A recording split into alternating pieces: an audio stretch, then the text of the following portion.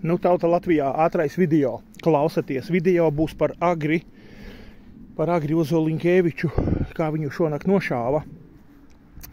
No rīta YouTube'ā ieskatījos, bija Normunds Ozoliņš atkal ielicis kaut kādu šito te par Dāvidu Gleški.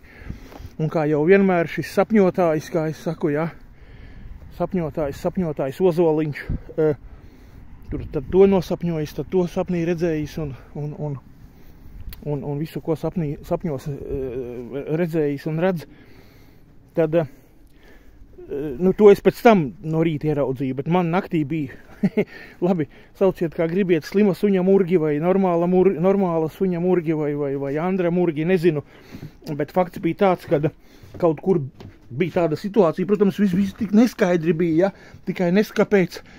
Tur Modris bija un vēl kaut kādi tur pazīstami, es tik saku, es tā no rīta vēlāk atjēdzos, man te pēc tam prātā, es domāju, bāc, nu ir varbūt kaut kādreiz bijuši sapņi, kur tai sapnī kaut kādu realistiskāku cilvēku vairāk vai ko redzējis un tā, bet nu šoreiz tāds ļoti tāds blāvs sapnis, ja, bet finālā bija kaut kas tāds, ka viņš kaut ko darīja, kaut kādas ziepes kaut ko darīja sliktu, ja, nemāku pateikt nianses, bet finālā var sakot tikai tas, kas prātā iesēdās, ka tur Modris un vēl kaut kādi visi šitie te apkārtējie, viņa tur visi šitie, nu, nezinu, baznīcēni vēl kas, ja es tiešām baigi sejas neatcerējos un neiegaumeju un tai sapnī, nezinu, netika man tā tik skaidri parādīts, bet finālā, kad it kā tur bija tā ideja tāda, ka tika ciests kaut kādas tur tās agrā izdarības.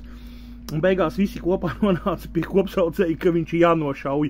Un tikai dzirdu šāviens un viņš ir nošauts. Protams, nedzirdēju, neredzēju, kurš to izdarīja, ja?